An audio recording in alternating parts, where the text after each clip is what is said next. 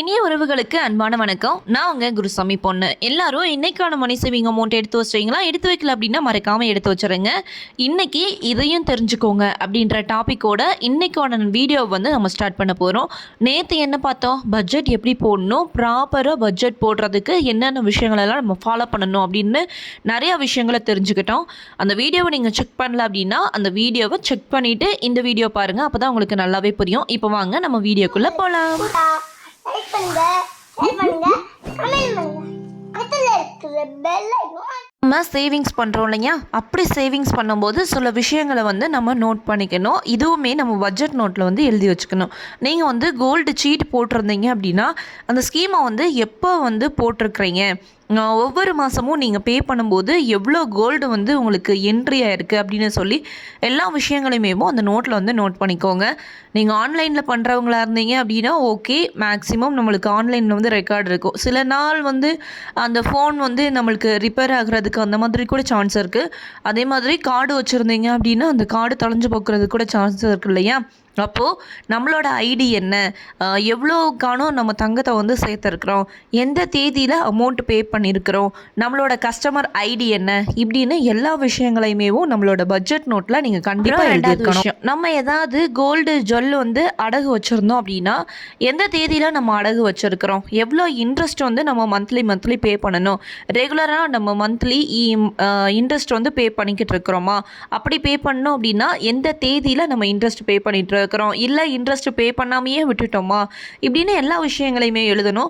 அப்பப்போ நம்ம அந்த நோட் எடுத்து செக் பண்ணும்போது அச்சோ நம்மளோட ஜுவல் லோனுக்கு வந்து இன்றைக்கி பே பண்ணுமே, இல்லை 6 மாதம் ஆயிடுச்சே, இன்னும் 6 மாதம் தான் இருக்குது, அதுக்குள்ளே நம்ம எப்படி பணத்தை சேர்க்க போகிறோம் அப்படின்ற ஒரு புரிதல் வந்து உங்களுக்கு வரும். உங்களை இன்டிமேட் பண்ணுறதுக்காக எல்லா விஷயங்களையுமே உங்களோட பட்ஜெட் நோட்டில் மறக்காமல் எழுதுங்க. ஜுவல் வைக்கும்போது ஒரு கார்டோ இல்லை பேப்பரோ கொடுத்து வந்திருப்பாங்க இல்லையா? அந்த கார்டு பேப்பரில் வந்து என்ன நம்பர் வந்து உங்களுக்கு அந்த பேங்க்லேருந்து கொடுத்துருக்குறாங்க அப்படின்னு சொல்லி அந்த நம்பரையும் எழுதுங்க, எந்த பேங்க் அப்படின்னு சொல்லியும் எழுதி வைங்க. அது மட்டும் இல்லாமல் எவ்வளோ ஜொல்லை வந்து நீங்கள் வச்சுருக்குறீங்க, என்னென்ன ஜொல்லு எவ்வளோ கிராமில் வந்து இருந்துச்சு அப்படின்னு சொல்லி எல்லா விஷயங்களுமே அந்த நோட்டில் வந்து இருக்கணும். நம்ம இல்லாட்டியும் நம்மளோட ஃபேமிலி மெம்பர்ஸ்க்கு வந்து எல்லா டீட்டெயில்ஸுமே தெரிகிற மாதிரி இருக்கணும். முந்தியெல்லாம் பர்சனல் டைரி வந்து மெயின்டைன் பண்ணுவாங்க இல்லையா? அது மாதிரி கூட வச்சுக்கோங்க. ஃபினான்சியல் ஸ்டேட்டஸை சொல்லாமல் எங்கேயுமே நம்ம போயிடக்கூடாது. அதுக்காக எல்லா விஷயங்களையும் மறக்காமல் நோட் பண்ணுங்கள். அடுத்ததான் புதுசாக ஏதாவது நீங்கள் ஜுவல் வந்து பர்ச்சேஸ் பண்ணுறீங்க அப்படின்னா எந்த தேதியில் பர்ச்சேஸ் பண்ணியிருக்கிறீங்க, அன்னைக்கு கோல்டு ரேட் என்ன இருந்துச்சு, எவ்வளோ அமௌண்ட்டுக்கு நீங்கள் வாங்கியிருக்கிறீங்க அப்படின்னு சொல்லி நீங்கள் ஃபஸ்ட்டு வாங்க ஆரம்பித்ததுலேருந்து நோட் பண்ணிக்கிட்டே வாங்க. இது எதுக்காக அப்படின்னா நீங்கள் வாங்கினது இப்போ எவ்வளோ இருக்குது, இப்போது இதுக்கான வேல்யூ எவ்வளோ இருக்குது அப்படின்னு நீங்கள் தெரிஞ்சுக்கிறதுக்கு ரொம்ப பெருசாக இருக்கும். அதே மாதிரி உங்களை வந்து மோட்டிவேட் பண்ணுற ஒரு விஷயமாகவும் இருக்கும். வந்து எங்களோட பாப்பாவுக்கு தான் நாங்கள் வந்து பல்காக பர்ச்சேஸ் பண்ணோம். அவளோட ஃபஸ்ட்டு பர்த்டேக்காக கிட்டத்தட்ட வந்து ஒரு 3-4 சவரன் வந்து ஒரே நேரத்தில் பர்ச்சேஸ் பண்ணோம். அதுதான் நாங்கள் பர்ச்சேஸ் பண்ண பல்க் பர்ச்சேஸ் அப்படின்னு கூட சொல்லலாம். டோட்டலாகவே 1 லட்சத்துக்கு தான் நாங்கள் மொத்தமே சேர்ந்து, அதுக்கும் கம்மியாக தான் வந்துச்சு அப்படின்னு சொல்லணும் 2017.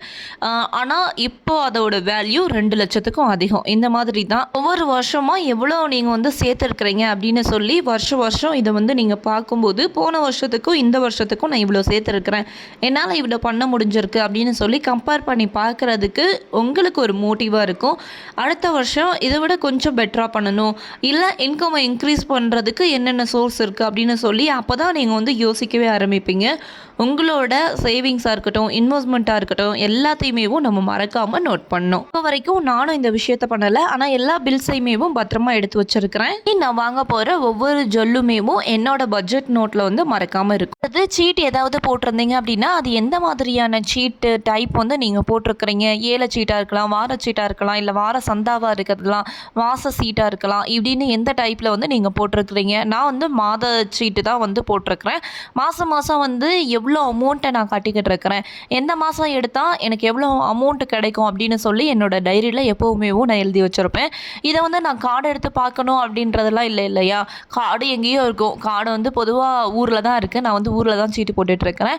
அப்படி இருக்கும்போது என்னோட டைரியில் எல்லா டீட்டெயில்ஸையுமே நான் எழுதி வச்சுருப்பேன். இந்த மாதம் நான் எவ்வளோ அமௌண்ட் வந்து கொடுக்கணுமோ அதை பார்த்து வந்து நான் ஈஸியாக பே பண்ணிக்குவேன். இந்த மாதிரி தான். இது வந்து சிம்பிளாக எனக்கு வந்து ஃபிக்ஸ்டு சீட்டு தான். இது ஏல சீட்டாக இருக்கிறவங்க கொஞ்சம் யோசனை பண்ணி பாருங்கள். போன மாதம் 7 எவ்வளோக்கு எடுத்திருக்கிறாங்க, அடுத்த மாதம் எவ்வளோ எடுத்திருக்கிறாங்க, நம்ம கேட்குறதுக்கு இந்த மாதம் கரெக்டாக அப்படின்னு சொல்லி நிறையா விஷயங்களில் இந்த சின்ன விஷயத்தை நோட் பண்ணுறது மூலமாக உங்களுக்கு பெரிய லாபமே கிடைக்கும். இன்வெஸ்ட்மெண்ட்கான டீட்டெயில்ஸை வந்து எப்படி நோட் பண்ணுறது அப்படின்றத பார்க்கலாம்.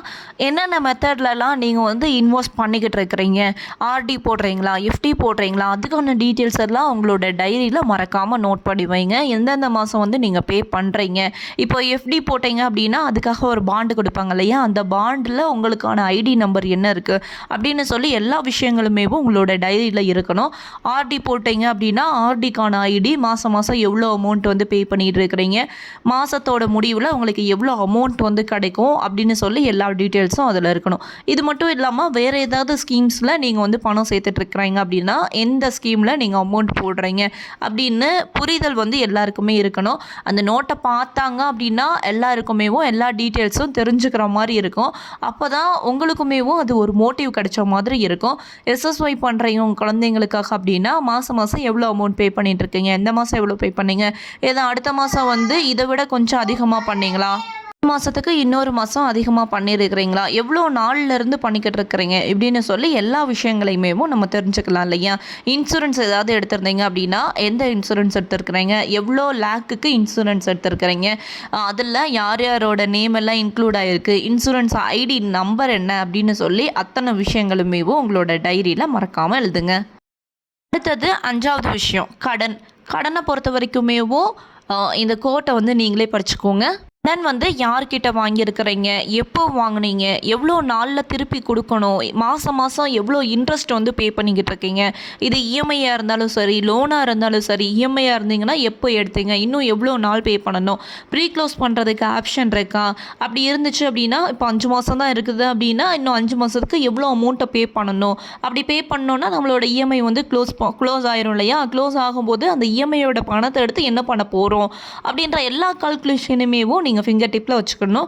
இது ஹோம் லோனோ பர்சனல் லோனோ இருந்துச்சு அப்படின்னா அதை ப்ரீ க்ளோஸ் பண்ணணும்னு ஆசைப்படுறீங்க அப்படின்னா எப்போ ஸ்டார்ட் பண்ணீங்க, டோட்டலாக எவ்வளோ அமௌண்ட் வந்து நீங்கள் அந்த லோனுக்கு கட்ட போகிறீங்க அப்படின்றத யோசிச்சிங்க அப்படின்னா நீங்கள் ஆட்டோமேட்டிக்காக அந்த லோனை வந்து ப்ரீ க்ளோஸ் பண்ணுறதுக்கு, அதாவது சீக்கிரமாக அடைக்கிறதுக்கு வந்து என்னென்ன ஆப்ஷன்லாம் இருக்குது அப்படின்னு சொல்லி யோசிக்க ஆரம்பிச்சிருவீங்க.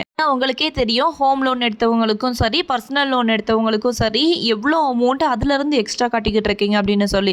இதில் இன்னொன்றுமே இருக்குது, கிரெடிட் கார்டு வாங்கினவங்களுக்கு 1 டே லேட் ஆனாலும் இன்ட்ரெஸ்ட் எவ்வளோ போடுறாங்க, இது 1 மாதத்துக்கு இன்ட்ரெஸ்ட் எப்படி கால்குலேஷன் பண்ணுறாங்க, இப்படின்னு நிறைய விஷயங்கள் வந்து இருக்குது.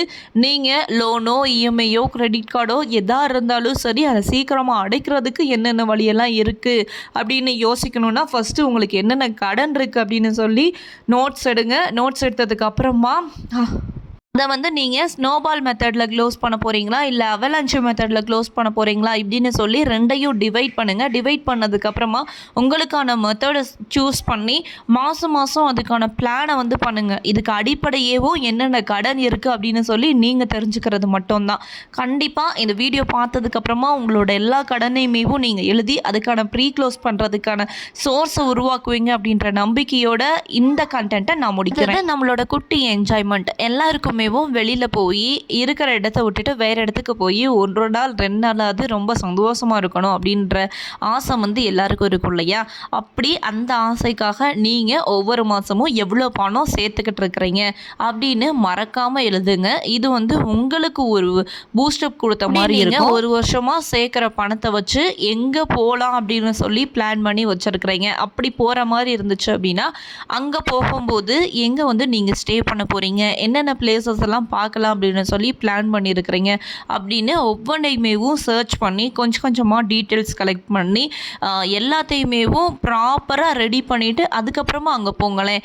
எவ்வளோ ஃபுல்ஃபில்லோட என்ஜாய் பண்ணுவீங்க அப்படின்றத பாருங்கள். எந்த ஒரு டென்ஷனும் இல்லாமல் எங்கே போகணும் அப்படின்ற ப்ராப்பர் பிளானோட போவீங்க. போகும்போது பார்த்துக்கலாம், போகிற போக்கில் பார்த்துக்கலாம், 1 வாரத்துக்கு முன்னாடி அதுக்கான டீட்டெயில்ஸ் கலெக்ட் பண்ணால் பத்தாதா அப்படின்னு யோசிக்கிறவங்களுக்காக சொல்கிறேன். அப்படி எத்தனை இதை நீங்கள் மிஸ் பண்ணிட்டு வந்திருக்கிறீங்க பண்ணுறீங்க அப்படின்னு சொல்லி உங்களுக்கு தான் தெரியும். இது ப்ராப்பர் பிளானிங் இருந்துச்சு அப்படின்னா ஒன்று மட்டும் சொல்லிக்கிறேன். இன்கம் எழுதுறீங்க இல்லையா, இன்கம் எக்ஸ்பென்சஸ்க்காக பட்ஜெட் போட்டு ப்ராப்பராக ஒவ்வொரு மாதமும் ரன் பண்ணிக்கிட்டு தான் இருக்கிறீங்க. அப்படி மந்த்லி வந்து என்ன இன்கம் வருது, எவ்வளோ எக்ஸ்பென்சஸ் ஆகுது அப்படின்னு சொல்லி அந்தந்த டைரியில் வந்து நீங்கள் கம்ப்ளீட் பண்ணியிருப்பீங்க ஒவ்வொரு மாதமேவும். இதை வந்து ஒரு வருஷத்துக்கு அப்படின்னு சொல்லி டோட்டலாக வர்ற மாதிரி நீங்கள் கால்குலேஷன் பண்ணணும். அதுக்கு லாஸ்ட் பேப்பர்லேயோ இல்லை மிடில்லையோ இதுக்காக ஒரு 2 பேப்பர் எடுத்துக்கோங்க. ஜனவரி மாதம் எனக்கு இவ்வளோ இன்கம் வந்திருக்கு, இது பிப்ரவரியில் எவ்வளோ வந்திருக்கு அப்படின்னு சொல்லி ஒவ்வொரு மாதத்துக்குமேவும் இன்கம் எவ்வளோ, எக்ஸ்பென்சஸ் எவ்வளோ நான் சேவ் பண்ணியிருக்கிறேன் அப்படின்னு இந்த விஷயத்தையுமேவும் நீங்கள் நோட் பண்ணி வச்சுக்கோங்க. இது மந்த் எண்டில் நீங்கள் கம்பேர் பண்ணி பார்க்குறதுக்கு ரொம்ப பெரிய ஹெல்ப்ஃபுல்லாக இருக்கும். இதை வந்து கண்டிப்பாக எல்லாருமே பண்ணணும். ஒரு வருஷத்துக்கு நம்ம கால்குலேஷன் பண்ணும்போது ஒரு மாதத்துக்கு இன்னொரு மாதம் நம்ம வந்து எந்த அளவு பெட்டராக இருக்கிறோம், எவ்வளோ இம்ப்ரூவ்மெண்ட் வந்து நம்மளோட லைஃப் ஸ்டைலில் வந்திருக்கு, என்னென்ன சேஞ்சஸ்லாம் நடந்திருக்கு அப்படின்னு சொல்லி நிறைய விஷயங்கள் உங்களால் தெரிஞ்சுக்க முடியும். சொன்ன இந்த 8 விஷயங்களும் உங்களுக்கு பிடிச்சிருந்துச்சு அப்படின்னா மறக்காமல் குருசாமி பொண்ணுக்கு சப்ஸ்கிரைப் பண்ணி சப்போர்ட் பண்ணுங்கள். அடுத்த வீடியோவில் சந்திப்போம்.